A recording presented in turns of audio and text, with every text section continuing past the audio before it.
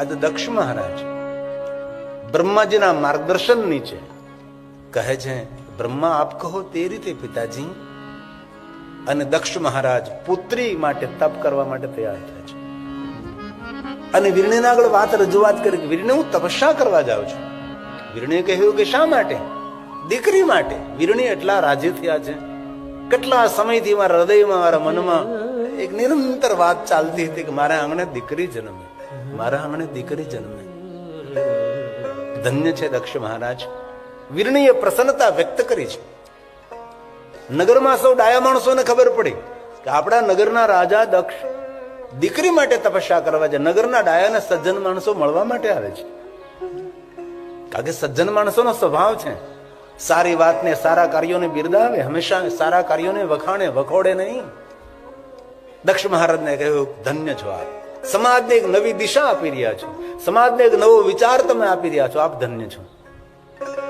અને એ દક્ષ મહારાજ દીકરી માટે, પુત્રી માટે માતા જગદંબાનું આરાધન કરે છે. કેટલો સુંદર મહિમા છે. અને જગદંબાનું આરાધન દક્ષ મહારાજ. સુંદર માતા જગદંબાની સ્તુતિ છે શિવપુરાણ ગ્રંથની અંદર. દક્ષ મહારાજની દ્રષ્ટિએ માતા અંબા ભવાની જગદંબા નું કેટલો મહિમા છે, કેટલો મહાત્મય છે. અને સ્તુતિ ઉપરથી આપણને ખબર પડે કે જેટલા ભગવાન મહાદેવના નામ છે એટલા જ મહાદેવીના પણ નામ છે. મહેશ તો મહેશ્વરી, શંકર તો શંકરી, ભવ તો ભવાની, મહાદેવ તો મહાદેવી, શિવ તો શિવાની. જેટલા જેટલા મહાદેવના નામ છે તેની સામે સામે એટલા જ આદ્ય શક્તિના પણ નામો છે. દક્ષ મહારાજે માતા ભવાનીનું આરાધન કર્યું છે. સુંદર માતા જગદંબાની સ્તુતિ કરે છે. હે મહેશાની, નમસ્કાર કરું છું, પ્રણામ કરું છું. જગતનું હિત કરનારી, ભક્તોની કામના, મનોકામના પૂર્ણ કરનારી, હે સનાતની, હે આદિદેવી, હે અનાદિ, હે મા ભવાની ઉમિયા. દક્ષ મહારાજની સુંદર સ્તુતિ છે. એમાંથી એક શ્લોક ગાઈએ આપણે. મહિષાની નમસ્કાર કરું છું હે મહેશ્વરી, હે જગદંબા અંબા ભવાની. અને એક વાત યાદ રાખજો, આપ કોઈ પણ દેવના ભક્તો હોય પણ દેવીની ઉપાસના બહુ આવશ્યક છે. ઘણા લોકો દેવની ઉપાસના કરે, દેવીની ઉપાસના ન કરે. તેથી આપણી સનાતની પરંપરા છે સનાતન ભગવાન શિવની તો ઉપાસના કરવી, પણ સાથે શિવાનીની પણ ઉપાસના કરવી. કારણ કે આપણી પરંપરા શિવ શક્તિની ઉપાસના છે, દેવ અને દેવીની ઉપાસના છે. ઘણા ઘણા વિચારધારાઓમાં ખાલી દેવ છે, દેવી નથી. દેવની ઉપાસનાનો જેટલો મહિમા એટલો દેવી ઉપાસનાનો મહિમા છે. તેથી આપણે નવરાત્રી કરીએ છીએ. ચૈત્રી નવરાત્રી આવે છે, આસો નવરાત્રી આવે છે. વિશેષ પ્રકારે માતાની ઉપાસના આપણે કરતા હોઈએ છીએ. વિશેષ પ્રકારે માતાજીનું અર્ચન પૂજન કરતા અને કરવું જ જોઈએ. ચૈત્રી નવરાત્રી તો ચૈત્રી નો આપણા આચાર્ય જે કુલ ગૌરવ એને વિશેષ પ્રકારે આમંત્રિત કરીએ, માતાની સ્થાપના કરીએ, સવાર સંત એનું પૂજન કરીએ. વિશેષ પ્રકારે જો થઈ શકે તો ઉપવાસ, જેટલું થઈ શકે તેટલું તો કરીએ. આસો નવરાત્રી તેની અંદર વિશેષ પ્રકારે માતાનું સ્થાપન કરી આપણે ઘરનું વાતાવરણ સકારાત્મક રહે. ઘણા મેં ભગવત માણસોનો જો ઘરમાં કોઈ ને કોઈ ભગવત ઉત્સવ ચાલ્યા કરે છે રોજ માટે. ત્રિયોદશી હોય તો શિવની પૂજા, પાર્થેશ્વર મહાદેવની પૂજા, પૂર્ણિમા હોય તો ભગવાન સત્યનારાયણની કથા હોય, કઈ નું કઈ રોજ માટે. એ એક માસ એવો ન છે કે એ મહિનામાં તેને કોઈ સત્કર્મો ન કરે. બ્રાહ્મણ ભોજન કરાય, બાલિકા ભોજન કરાય, બટુક ભોજન કરાય, કોઈ ને કોઈ સત્કર્મ ઘરમાં ચાલતું જ રહે છે. રોજ ન કરી શકે. રવિવારનો દિવસ તેના માટે સત્કર્મનો દિવસ હોય છે. અને ઘણા પણ આજે ભાઈઓ બહેનો એવા હશે કથા પ્રેમી કે તેને રોજ માટે નોકરી હોય પણ આજે રવિવાર છે, રજા છે, તો આજે કોઈને સમય નથી આપવો. આજે જો ભગવાનની કથાનું શ્રવણ કરવું છે. ઘણા એવા ભાઈઓ બહેનો મેં જોયા છે કે રવિવાર છે એટલે કોઈ જગ્યાએ નથી જવું, આજે રવિવાર છે એટલે ભગવાનની કથાનું શ્રવણ કરવું છે.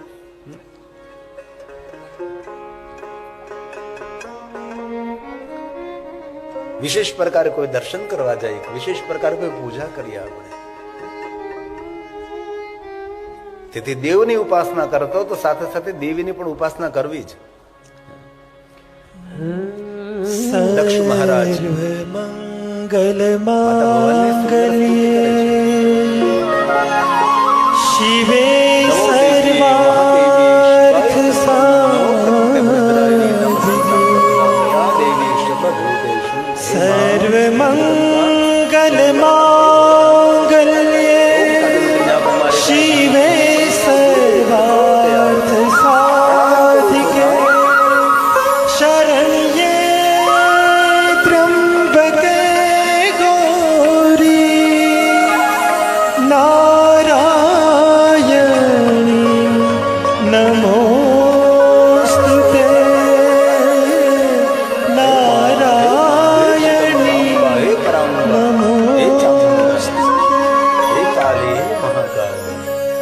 દક્ષ મહારાજ મહેશાની નમસ્તુભ્યં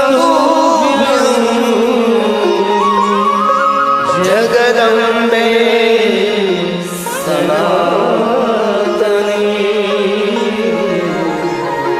કૃપા ગુરુ દેવી સત્ય સત્ય સ્વરૂપિણી સત્ય સત્ય સ્વરૂપિણી. ક્રમશઃ દક્ષ મહારાજ માતા ભવાની જગદંબાની સ્તુતિ કરી છે, તપસ્યા કરી છે. और साक्षात अंबा भवानी दक्ष महाराज ने दर्शन આપે છે, વરદાન માગે છે કે માં મારા આંગણાને પાવન કરો, મારા જીવનને ધન્ય કરો, આપ મારા પુત્રી બની અને જગતનું કલ્યાણ કરો માં. સુંદર કથા છે, ક્યારેક અવસર મળે શિવ મહાપણ ગ્રંથની અંદર આપ જરૂર તેનું અધ્યયન કરી શકો છો. ત્યારે જગદંબા બહુ સુંદર કહે છે કે દક્ષ મહારાજ જરૂર આપણા પુત્રી બનીને આપણા આંગણે હું રહીશ, પણ જ્યારે તમે અભિમાની બની જશો ત્યારે મારા જીવનની લીલાને હું પૂર્ણ કરીશ. જ્યાં સુધી આપ શાંત રહેશો, નમ્ર રહેશો, વિનમ્ર રહેશો, ત્યાં સુધી આ ધરતી પર સુંદર લીલા કરતી રહીશ. ભલે માં આપ મારા આંગણે મારા પુત્રી બનીને પ્રગટ થાવ. દક્ષ મહારાજ જગતની દ્રષ્ટિમાં હું તમારી પુત્રી છું, પણ આપની દ્રષ્ટિમાં તો હું જગતની માતા રહીશ. માં ભવાની દક્ષ મહારાજને વચન આપે છે. તપસ્યા પૂર્ણ કરી દક્ષ મહારાજ પ્રજેશનગર પધારે છે. વીરણીને આગળ રજૂઆત કરે છે. વીરણી બહુ જ પ્રસન્નતા વ્યક્ત કરે છે. નગરમાં સૌને ખબર પડે છે કે આદ્યશક્તિ ભવાની દક્ષના આંગણે માતા વીરણી દ્વારા પ્રગટ થવાના છે. સૌ મુહુર મુહુર વીરણીની પ્રશંસા કરવા લાગ્યા કે વીરણી કેટલી ભાગ્યવાન છે, સાક્ષાત જગદંબા જેમના આંગણે જન્મ લેવાના છે. સૌ પ્રશંસા કરવા લાગ્યા છે. નગરમાં સૌને ખબર પડી કે સાક્ષાત જગદંબા અંબા દક્ષ મહારાજના આંગણે પુત્રી તરીકે પ્રગટ થવાના છે અને નગરને ધન્ય કરવાના, ધરાને ધન્ય કરશે. કોઈને કહેવામાં નથી આવું. સ્વયંભૂ લોકો પોતાના આંગણે સુંદર રંગોળીઓ પડવા લાગ્યા છે, કારણ કે કઈ સારું થવા જઈ રહ્યું છે. આંગણામાં દીપ પ્રજ્વલિત કરવા લાગ્યા છે. આપણા આંગણે ભગવાન પધારશે, આપણા આંગણે માં પધારશે, આપણું આંગણું પાવન થઈ જશે. અને ઘણા બહેનો ભાઈઓ મેં જોયા છે રોજ રંગોળી પૂરે છે, રોજ આંગણું પૂજે, રોજ આંગણામાં દીપ પ્રજ્વલિત કરે છે. શબરીની જેમ રોજ ભગવાનની રાહ જોવે છે. ઘણા એવા ડાયા માણસોને મેં જોયા છે, એના ઘરે રોજ દિવાળી હોય છે, રોજ દિવાળી. આપણને એમ લાગે આજે દિવાળી છે, આજે દિવાળી છે. એટલું સુંદર આંગણું સજાવે, એટલું સુંદર ઉંબરું પૂજે, એટલું ઘરનું વાતાવરણ દિવ્ય હોય છે, એટલું સકારાત્મક ઘરનું વાતાવરણ હોય છે. પૂજા અર્ચનથી, ભજનથી, અનુષ્ઠાનથી, અખંડ દીપથી આપણા ઘરનું વાતાવરણ સકારાત્મક રહે છે. દેવતાઓને પણ જાણ થઈ કે સાક્ષાત જગદંબા પ્રજેશનગરમાં પ્રગટ થવાના છે. દેવતાઓ પણ અંતરિક્ષમાં એકત્ર થવા લાગ્યા છે. ઋષિ મુનિઓને પણ જાણ થઈ કે સાક્ષાત જગદંબા અંબા ભવાની પ્રજેશનગરમાં. ઋષિ મુનિઓ સૌ પોતાના તપસ્થાન છોડી અને પ્રજેશનગરમાં આવવા લાગ્યા, કારણ કે સારું થવા લાગ્યું છે. વગર નિમંત્રણે, વગર આમંત્રણે સૌ પધારવા લાગ્યા. અને વગર આમંત્રણે કોઈ આપણા આંગણે કોઈ મહેમાન આવે, કોઈ સાધુ સંત અતિથિ આવે, ત્યારે સમજી લેવાનું કે આપણા જીવનમાં સોનાનો સૂરજ ઉગવાનો છે. આપણા આંગણે કોઈ આવવા લાગે, આપણા માટે પ્રશંસા કરવા લાગે, આપણું સારું બોલવા લાગે, એ શુભ સંકેત છે. બાકી તો આપણને ખબર છે આપણા નબળા દિવસો આવવાના હોય ને ત્યારે આંગણે કોઈ મહેમાન કે માણસ તો ના આવે, પણ આંગણે કૂતરું પણ ના આવે. મેં જોયા છે લોકોને ઘરનો રોટલો કૂતરા નાખે તો કૂતરાઓ ઘરનો રોટલો ખાવા તૈયાર ના હોય. સમજી લેવું જોઈએ કે હવે આપણા દિવસો થોડાક નબળા આવવાના છે. હવે સત્કર્મ વધારે કરવા લાગી. જ્યારે પણ એવું લાગે ત્યારે સત્કર્મની વૃદ્ધિ કરીએ. ઉદ્વેગ થતો હોય, બેચાની થતી હોય ત્યારે એ સમયે જપ તપ સાધનાનો વધારો કરીએ, સત્કર્મોની ગતિ વધારી દઈએ આપણે. એવું લાગવા લાગે, કારણ કે આત્મા હંમેશા જાણ થઈ જાય આત્માને કઈ થવાનું છે, એ સમય સાવધાન થવું. નગરની અંદર કઈ ખુશ્બુ આવી રહી છે, એકબીજા મળે તો પ્રસન્નતા વ્યક્ત કરે છે. સૌ એકબીજાને પ્રત્યે ભાવ પ્રગટ કરવા લાગ્યા છે અને સમય જતા શું વાર લાગે છે, 1 મહિનો, 2 ને 3, 4, 5. બ્રહ્મા નારદ ને કહે છે, નારદ ખબર ન પડે તેમ 9 મહિના પૂર્ણ થયા છે અને માં ભવાની વીરણીના ગર્ભમાં નિવાસ કરે છે. કેવી સુંદર સુંદર કથા છે. જોત જોતામાં દિવસો જતા રહે છે અને માતાના પ્રાગટ્યનો સમય થયો છે. ગતેષુ 9 માસેષુ ગતેષુ નવ માસેષુ કારિતા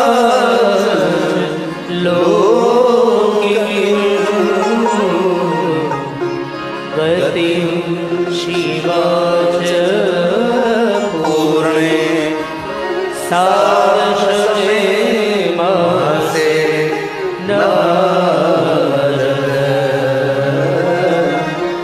સાદશમે માસે 9 માસ પૂર્ણ કરી 10મો મહિનો શરૂ થયો છે. આકાશમાં પ્રકાશ થવા લાગ્યો છે, સૌના હૃદયમાં હરખ થવા લાગ્યો છે. નગરમાં કઈ વિશેષ આનંદ વર્તાઈ રહ્યો છે. આકાશમાંથી દેવતાઓ પુષ્પની વૃષ્ટિ કરવા લાગ્યા છે, સુંદર સંગીત વગાડવા લાગ્યા છે, કઈ દિવ્યતા વાતાવરણમાં ભરવા લાગ્યા છે.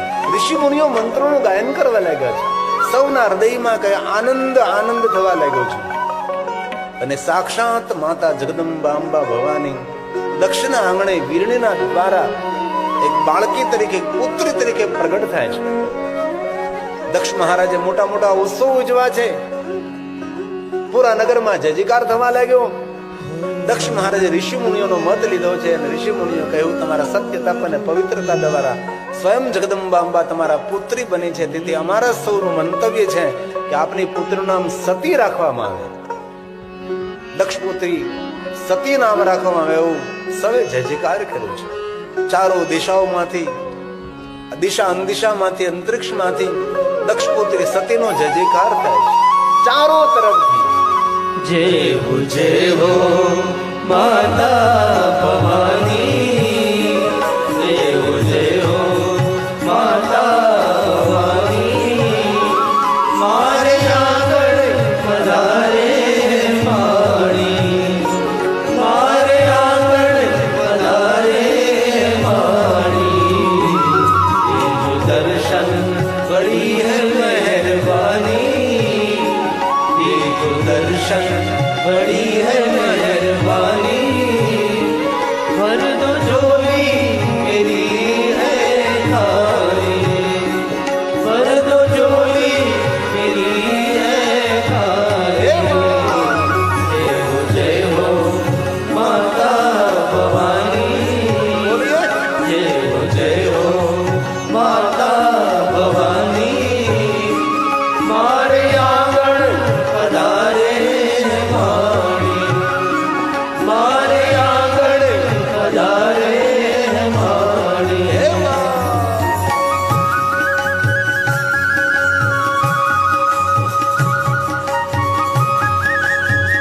अंबा को याद करो, जगदंबा को याद करो, हे चामुंडा, हे दुर्गा, हे काली, हे माता, हे दुर्गा, हे नौ दुर्गा, हे खुड़िया.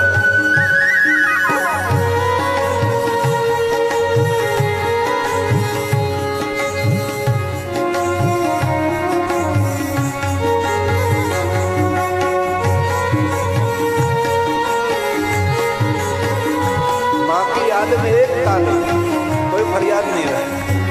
हे माँ, माथे ओढ़ी है चुनर सुहानी, माथे ओढ़ी है चुनर सुहानी, सिंह पर बेटी माँ आई सवारी, सिंह पर बेटी माँ आई सवारी, संग लाई है, संग लाई है, संग लाई है नव दुर्गा माई,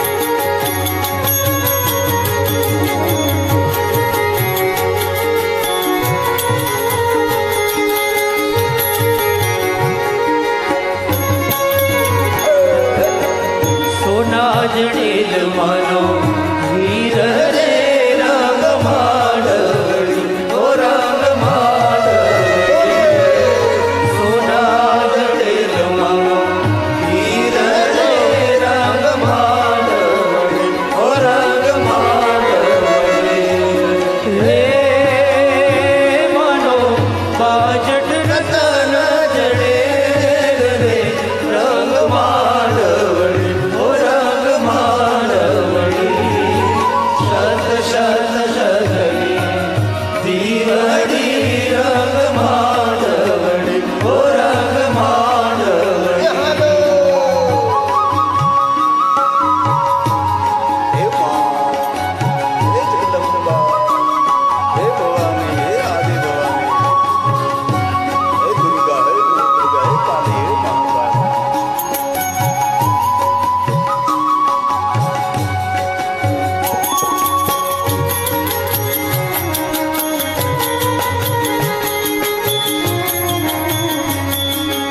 હે મા, હે મા.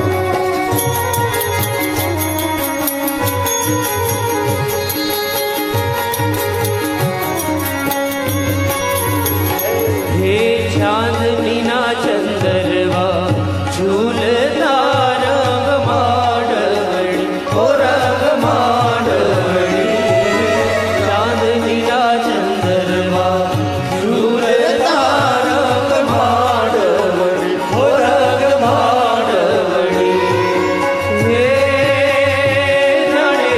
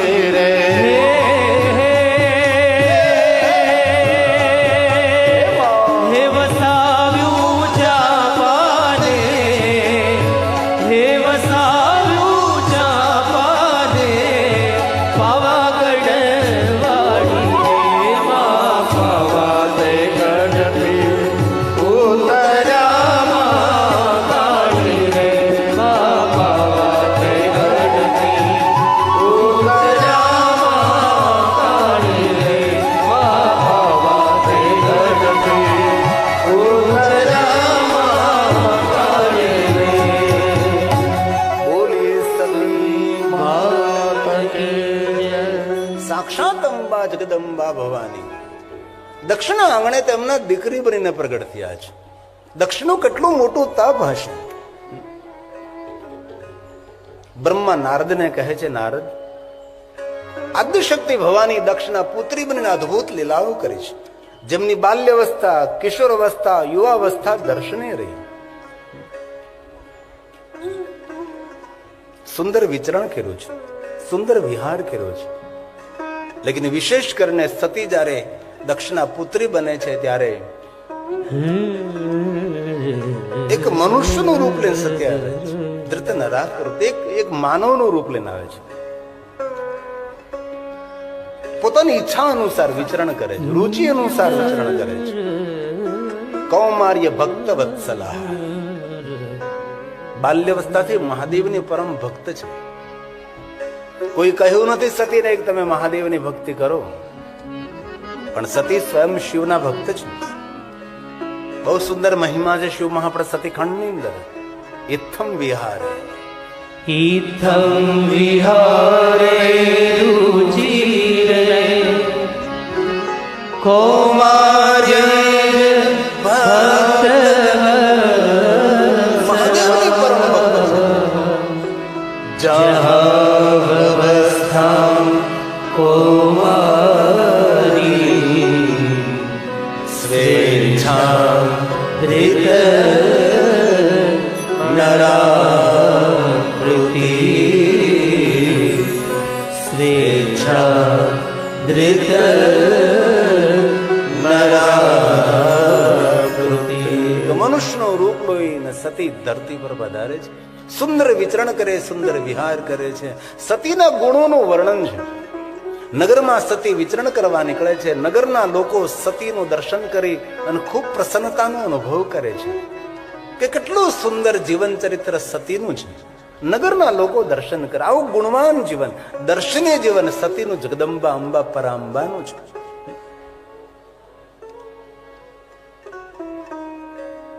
વ્યવહારમાં વિવેક છે, વાણીમાં વિવેક છે, વિચરણમાં વિવેક છે.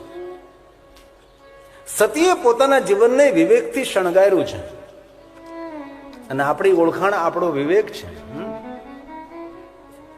જરૂર આપણે સારા કપડાં પહેરતા હોઈએ, આપણી ઓળખાણ હોઈ શકે. બ્રાન્ડેડ વસ્તુ કોઈ પહેરતા હોય તે પણ આપણી ઓળખાણ હોઈ શકે છે. પણ આપણો વિવેક સભર વ્યવહાર એ આપણી શ્રેષ્ઠ ઓળખાણ છે.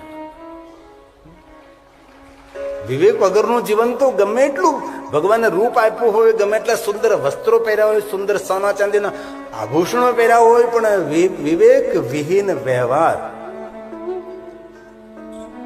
એ સમાજ માટે દર્શનીય નથી. રાજાની પુત્રી છે તો પણ સતી અતિ નમ્ર, વિનમ્ર, સરળ બનીને રહે છે. અને સરળતા એ માણસની એક શ્રેષ્ઠ ઓળખાણ પણ છે. અભિમાન, અકડતા એ તો આપણી પ્રતિષ્ઠાને ખંડિત કરે છે. સતી મહાદેવની સ્વયંભૂ ભક્ત છે. ઘરની અંદર રહીને સતીએ બહુ બધા વ્રતો કર્યા છે, બહુ જ વ્રતોની શૃંખલા બતાવી છે. હવે સતી યુવાન થયા છે. પોતાની માતા વીરણીને કહે છે, માં તું તો જાણે છે ને મહાદેવની ભક્ત છું. ભગવાન મહાદેવને મળવું હોય તો શું કરવું પડે? ત્યારે વીરણી તો એક સ્વાભાવિક કહે છે કે મહાદેવને મળવા માટે મહાદેવ જેવું બનવું પડે. મહાદેવ યોગી છે તો યોગીની બન, એ તપસ્વી છે તો તપસ્વીની બન.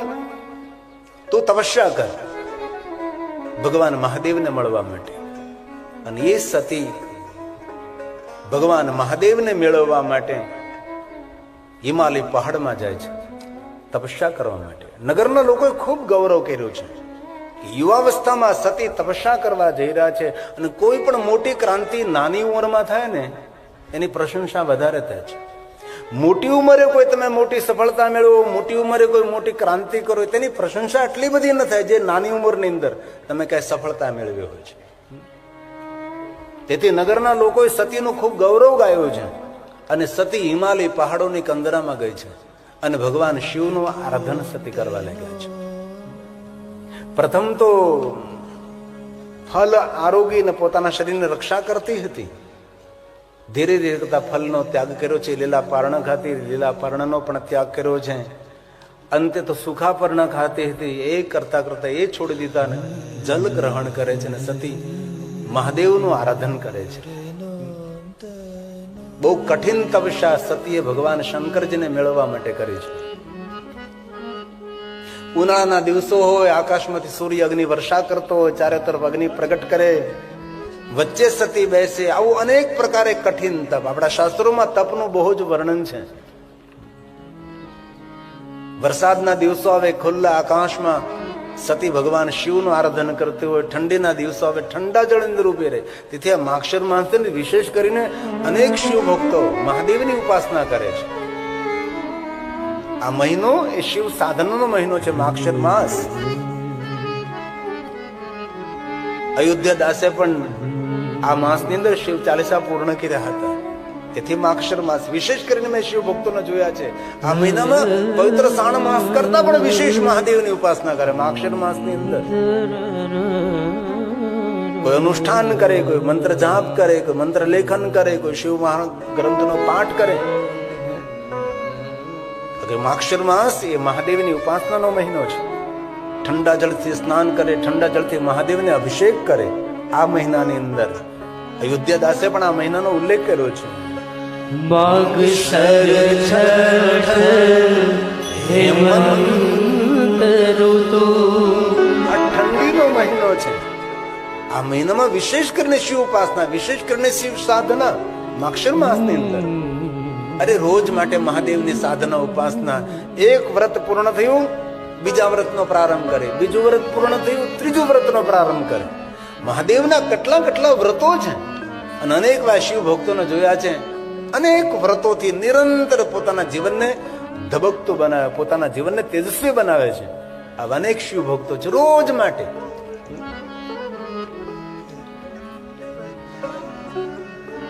તેથી આપણે સૌ ભાગ્યવાન છે કે માક્ષર માસની અંદર ભગવાન મહાદેવની કથાનું શ્રવણ કરી રહ્યા છે. અને એ પુણ્ય આ પ્રજાપતિ પરિવારનો છે. આપણે તો બસ કથા નહીં, શુભા માત્ર છે. બાકી જે કઈ વ્યવસ્થા, જે કઈ શિવકથાનું આયોજન છે, એક પરિવારે છે. સવે સેવા આપી, સહકાર આપ્યો, પણ એક પરિવારે ધન ખર્ચ કરી મહેશભાઈ પ્રજાપતિ